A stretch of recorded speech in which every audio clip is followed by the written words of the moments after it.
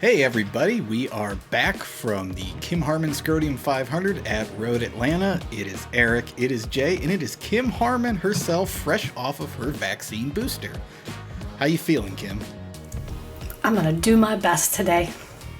Now you all know about Scrotium, right? Can't we go one video without using the word scrotium? No. Scrotium? Is that a new element? That's my favorite element.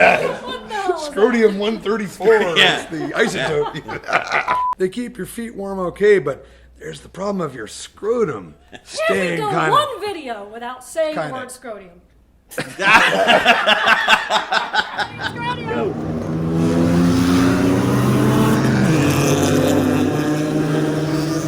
And kind of on that level, we had a lot of heartburn at this race. First, the weather was atrocious, as it seems to always be in Atlanta. There was a fog delay. That was our second fog delay in 2 races after not having one for 15 years. We had radio problems because the transformer in the Radio Shack at Road Atlanta blew up. It was one thing after another. But terrible along with the weather was the driving at this race. Now, it's not unusual for the driving to be bad at a Lemons race, but this was particularly egregious with people not seeing flags and passing under yellow near safety trucks. What we had to do at this race, and what I had to do specifically, was hold an impromptu drivers meeting to yell at everybody about their butt-terrible driving. That was as butt-terrible as anything's been. This is the most disappointed I've been in 11 years of doing this. We did the romance novel cover, which is one of my favorites. We had the Joe Biden's infrastructure penalty, where he had to build public works like bridges out of spaghetti. We started a deal where teams had to throw dice to pick their penalties, and we had one team that had to collect 100 signatures on their petition for reinstatement. Hella sweet, this race was right before Christmas, which means Christmas sweaters. Hella sweet Donkey's flying carpet and their Camaro came with Cousin Eddie. Perfect for Christmas. And, you know, it was a Camaro, so the trailing arm bushing failed, and they fixed that with just a whole bunch of duct tape. That was hella sweet, too. We had some noteworthy BMWs at this race. Muppet Labs brought their 318 Ti. I have to say Beaker is totally the most Lemons Muppet.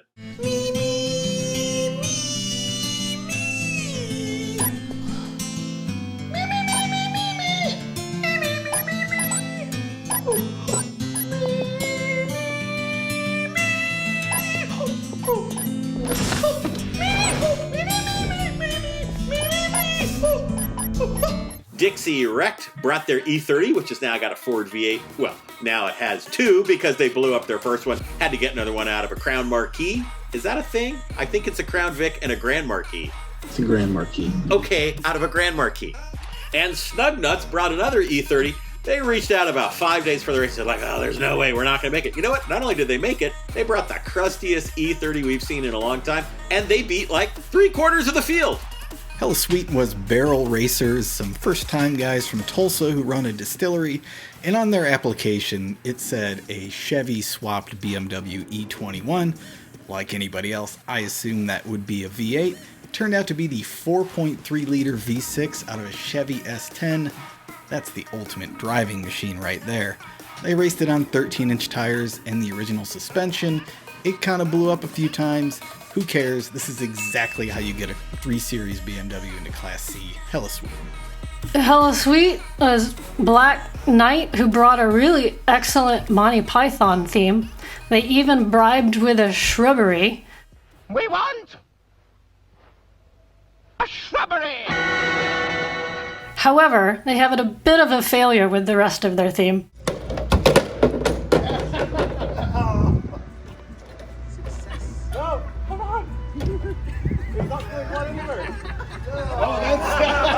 It's just a flash wound. It's just a flash wound.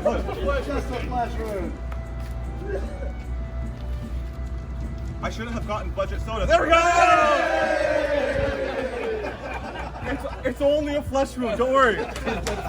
You hanging in there, Kim? I'm fine. Okay. But terrible was Race Bar in their 1969 BMW Bavaria, which, by the way, if you're gonna bring a BMW, older is always better in Lemons.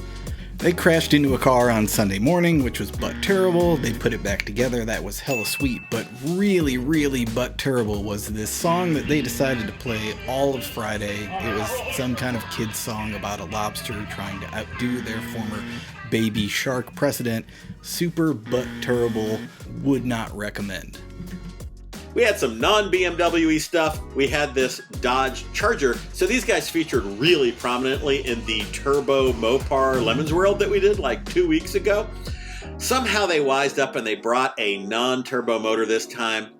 Not super wise though, because it was an ACR neon motor, which is almost as unreliable. And guess what happened? The motor didn't blow up, the transmission blew up instead. And as long as I'm talking about non-BMWs, I should mention Unhopeful Racing. They brought their Subaru done up like a beaver. Kim, you wanna... You know what? I got it. I got this one. Hella sweet, this new team, Total Depravity, and their Jeep Grand Cherokee. Man, what can you say about a Jeep Grand Cherokee? Totally stock, Jeep 4-liter, automatic. They paid $700 for it on Copart and accounted for every penny they sold off, including Beanie Babies that they found inside of it. Jeeps, kinda great lemons cars. These guys beat a whole bunch of teams. Hella sweet. Hella Sweet under Car More Performance brought a Subaru Legacy with a fantastic Ghostbusters theme. They had not figured out exactly how to permanently mount all the gear on the roof, so we made them take it off, but they're going to go away. They're going to figure out how to make that nice and strong. They in future will be racing full Ghostbuster Ecto 1. Another new team, hella sweet, Aston Fartin Racing. Shots fired. Anyway, the car was done up like a Wish.com James Bond DB5. Hella sweet.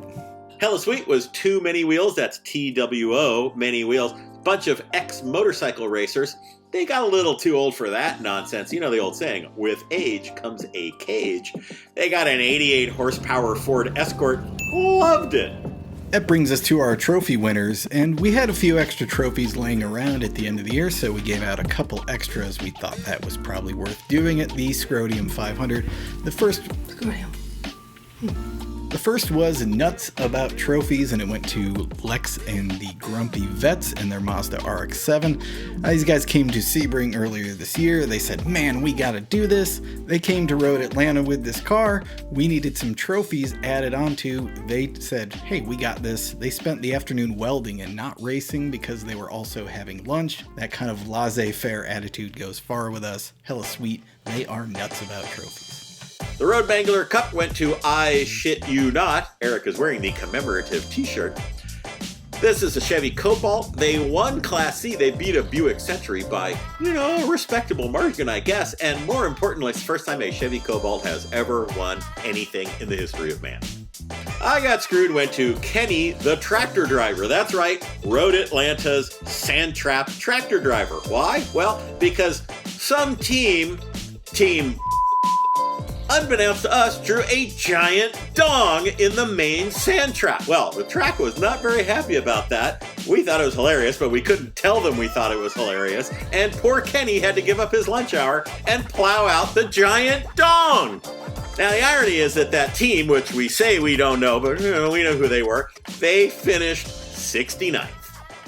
Nice. We had two heroic fixes at this event, one of them more heroic than the other. The least heroic of them was the bourgeois fix, done by Squirt and Coronas, of course, in a Mercedes. Now, these guys blew out an axle, and usually not a big deal. The team captain knows how to fix Mercedes, but he unfortunately was home. His wife had COVID. He wasn't allowed to go to the race.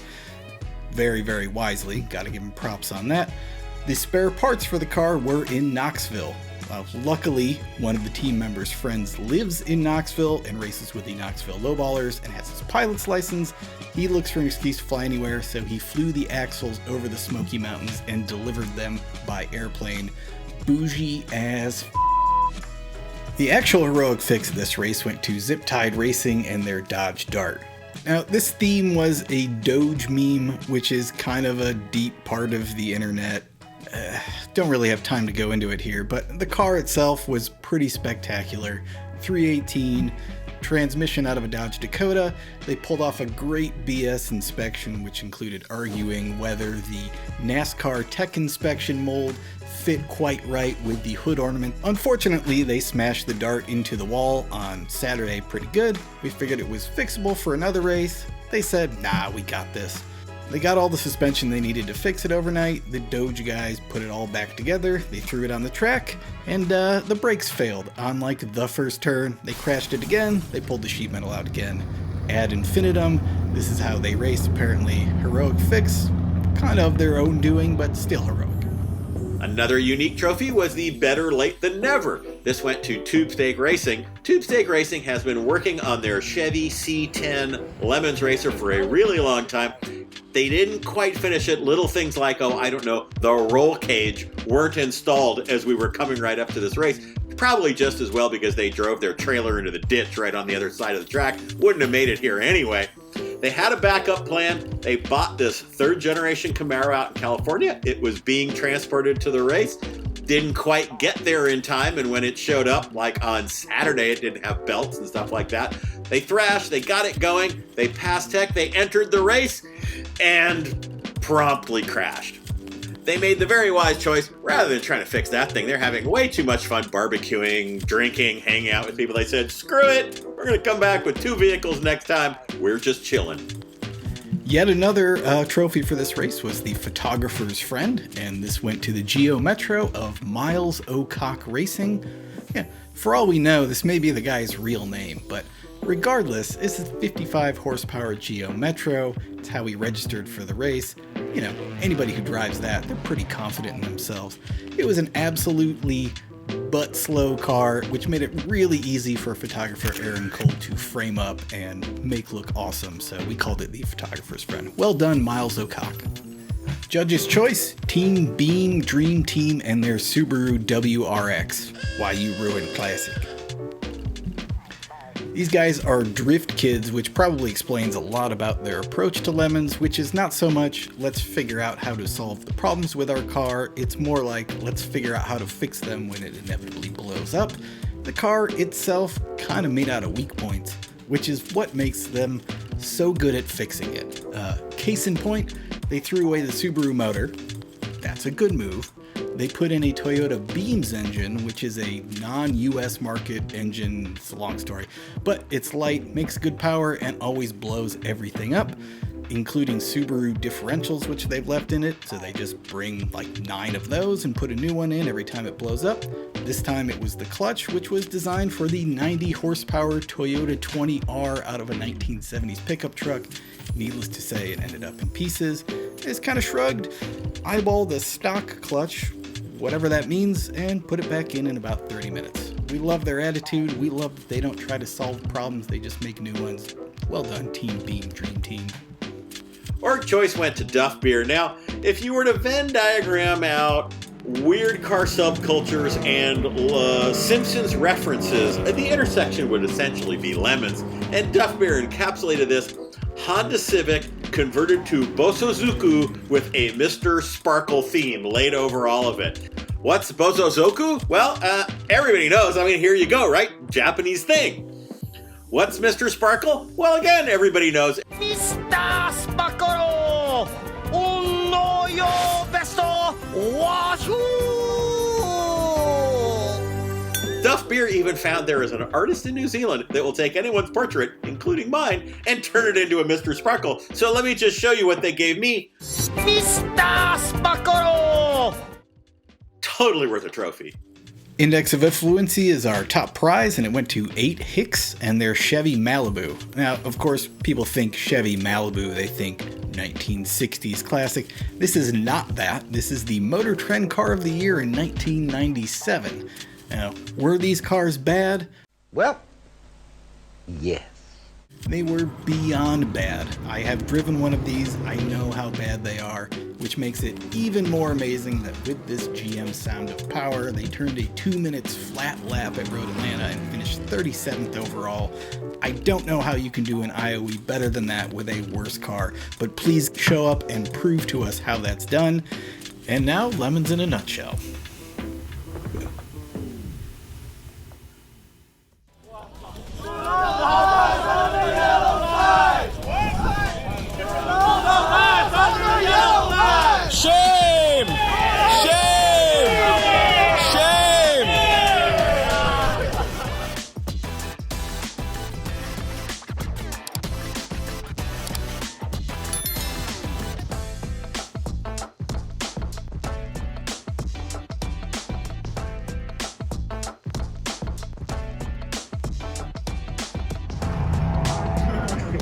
Get out of here.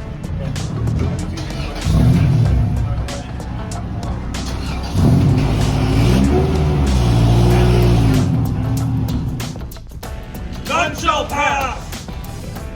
And now, lemons in a nutshell.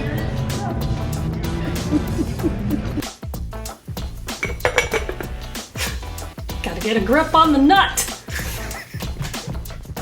Kim Harmon and the Kim Harmon.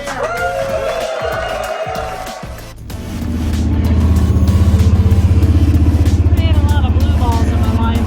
This is a new low.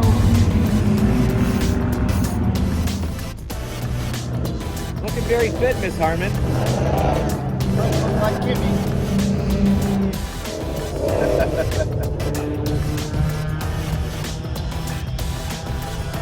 It's a beautiful thing. We had two heroic fixes, one of them more heroic than the other. The less heroic one we were called. Yes, ma'am. That's right.